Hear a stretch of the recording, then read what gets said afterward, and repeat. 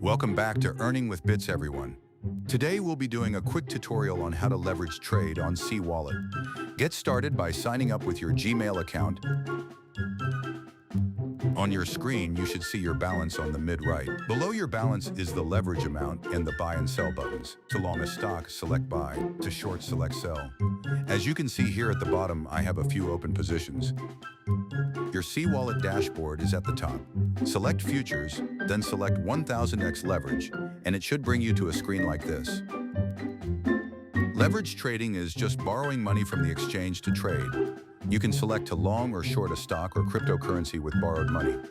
If you long a stock and the price goes up, your balance goes up with each percent. If it goes below the floor of your leverage position, you get liquidated. So this is risky if you don't know what you're doing.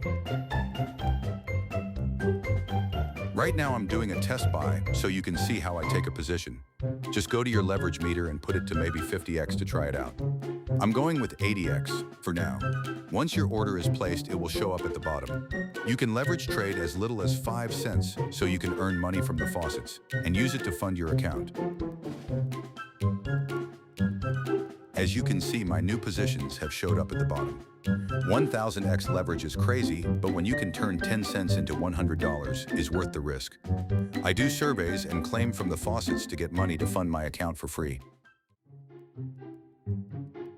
Your dashboard has your overview, your wallet where you can check your balances, spot, futures, and other finance tools I'll explain in another video. As you can see, my CWallet had deposits from Earn Pepe, Feora, and many other high-paying faucets. You can watch my other tutorial videos on how to earn Pepe and other meme coins for free. Because I wanted to keep this video short, I'm not getting too in-depth on how to use this site, but in the future, I will make a more in-depth tutorial. That's all for today. Thanks for joining us here at Earning with Bits.